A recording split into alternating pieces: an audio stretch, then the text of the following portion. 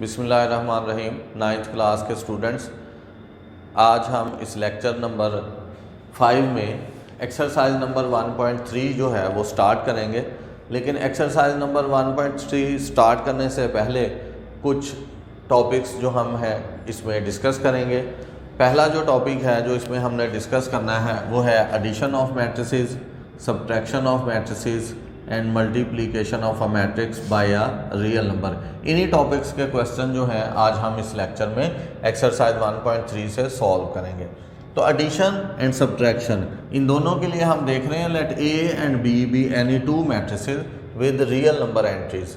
अगर ए और बी दो मैट्रिसेस हैं और उनकी एंट्रीज जो हैं वो रियल नंबर्स हैं, the matrices A and B are conformable for addition subtraction.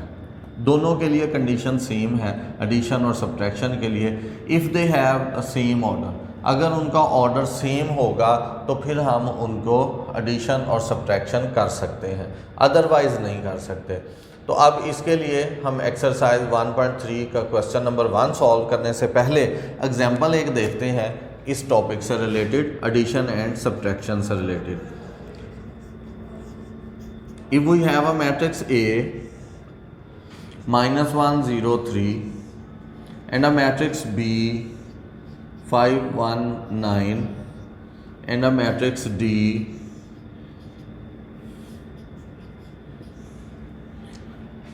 if we want to add A and B, अगर हम A and B को ऐड करना चाहते हैं तो क्या वो हो सकते हैं या नहीं हो सकते हैं।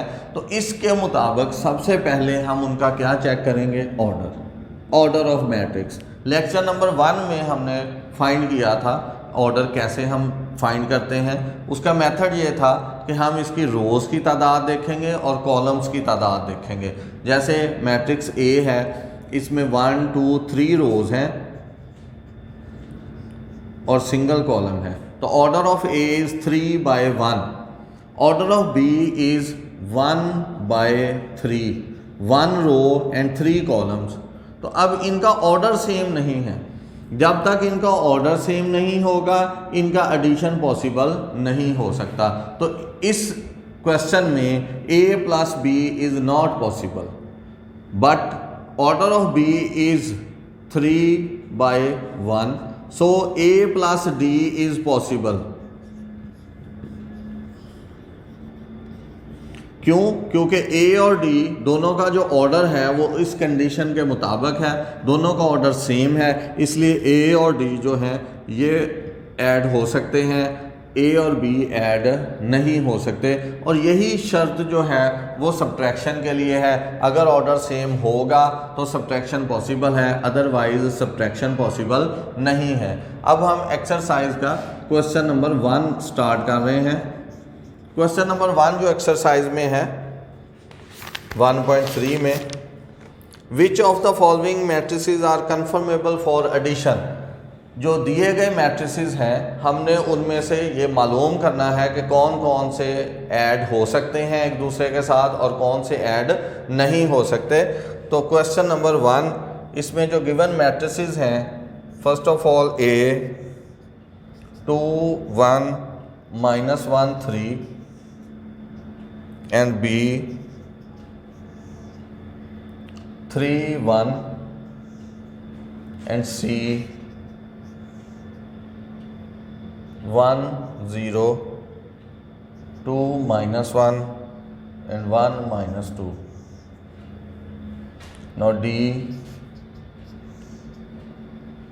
2 + 1 3, इसको हम लिखेंगे अरिथमेटिक ऑपरेशन परफॉर्म करने के बाद 3 3। इसी तरह से है E -1 0 1 2, और इसी तरह से है F 3 1 + 1 and 3 + 2 and 2 -4 and 2 + 1। इसको हम सॉल्व करेंगे F को, 3 2 2 -4 5 3। अभी हमने सिर्फ ये चेक करना है कि इनमें से कौन से कन्फर्मेबल फॉर एडिशन हैं और कौन से नहीं हैं। तो उसके लिए हम इन सब का ऑर्डर फाइंड करेंगे। ऑर्डर स्पेसिफाई होता है रोज एंड कॉलम से। In this matrix A there are 2 rows and 2 columns, so order is 2 by 2. In B, the order of B is 2 by 1. Order of C is 3 rows 3 by 2, and order of D is 2 by 1. Order of E is 2 by 2, and order of F is 3 by 2. अब जिनका order same होगा वो conformable for addition होंगे। ये 2 by 2 order है, तो और हमारे पास जो है वो E है 2 by 2 में, तो A and E are confirmable for addition। इसी तरह स्टूडेंट्स जो B है वो 2 by 1 है, तो D जो है वो हमारे पास 2 by 1 है, तो हम लिख सकते हैं B and D are confirmable for addition। C जो है वो 3 by 2 है और F भी 3 by 2 ऑर्डर में है, तो हम लिख सकते हैं C and F are confirmable for addition। तो इस तरह से हमने question number 1 of exercise 1.3 conformable for addition का क्वेश्चन है। हमने सिर्फ ये चेक करना है कि जो गिवन मैट्रिसेस हैं वो कन्फर्मेबल हैं एडिशन के लिए या नहीं हैं। उसके लिए पहले हमने ये आर्टिकल देखा, जिनका ऑर्डर सेम होगा वही कन्फर्मेबल फॉर एडिशन होंगे।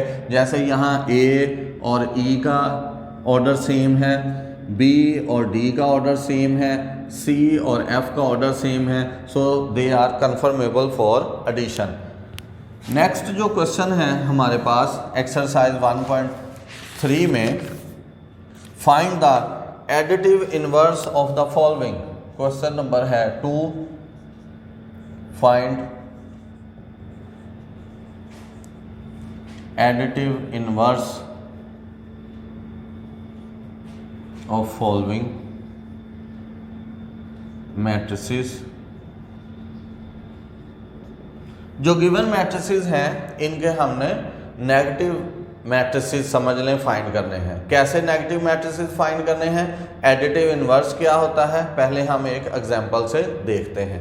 एडिटिव इनवर्स, ऐड से एडिटिव है और इनवर्स मीन उसका उलट, जमा का उलट। उर्दू में कहते हैं जमी माकूस।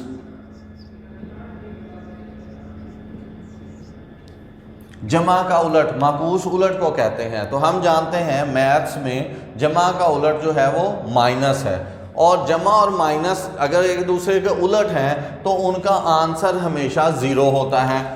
देखें रियल नंबर की एग्जांपल से पहले हम देख रहे हैं, मैट्रिसेस की बात नहीं कर रहा मैं यहाँ, ये रियल नंबर्स हैं। अगर हमारे पास है 5 इज़ अ रियल नंबर, 5 एक रियल नंबर है। अब ये +5 है, पॉजिटिव 5 है, इसका एडिटिव इनवर्स क्या होगा -5। अब इन दोनों को अगर मैं ऐड कर दूं तो आंसर आएगा 0, आंसर 0 है। सो इट मीन्स कि जो एडिटिव इनवर्स होते हैं अगर उनको ऐड कर दिया जाए तो आंसर 0 आता है।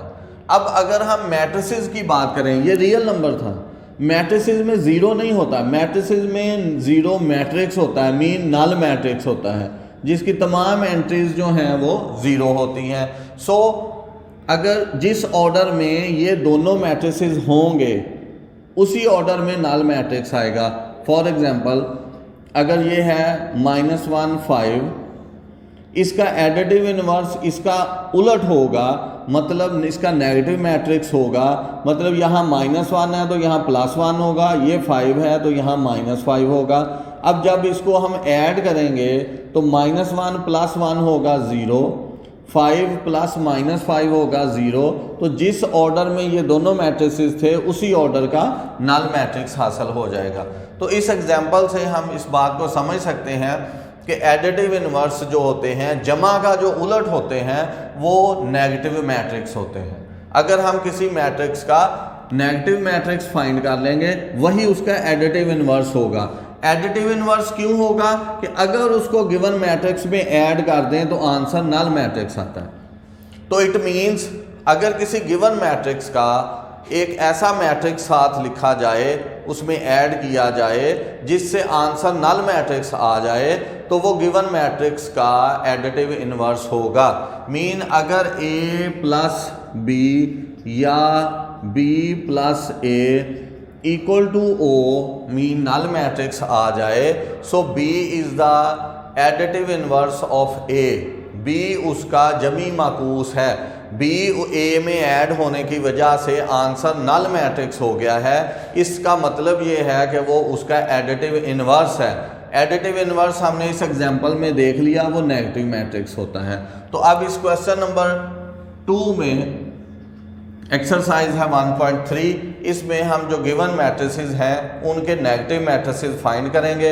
एक क्वेश्चन में हम उसको वेरीफाई करके भी देख लेंगे कि उसका आंसर नल मैट्रिक्स आता है या नहीं। अगर नल मैट्रिक्स आंसर आता है तो इट मीन्स वो उसका एडिटिव इनवर्स है। ज़रा देखें, एक्सरसाइज है 1.3 question number 2, A matrix is equal to 2 4 -2 1। इसका हमने एडिटिव इनवर्स लेना है और हमने उस एग्जांपल में देखा जो एडिटिव इनवर्स होता है वो नेगेटिव मैट्रिक्स होता है। और वो एडिटिव इनवर्स क्यों कहलाता है कि अगर उसको इसमें ऐड कर दें तो आंसर नल मैट्रिक्स आ जाएगा। अब यहाँ अगर हम -a फाइंड करें, 2 4 -2 1, नाउ -2 -4 2 -1, ये -a है, ये a का नेगेटिव a है, मतलब उसका जमी माकूस है। हम इसको वेरीफाई करके देख लेते हैं। a प्लस -a, हमारे पास क्या था 2 4 -2 1 प्लस -a क्या आया हुआ है -2 -4 2 -1।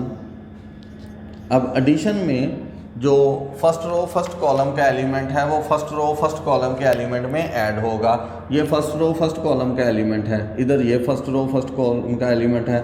Mean 2 plus -2 4 plus -4 -2 plus 2 1 plus -1।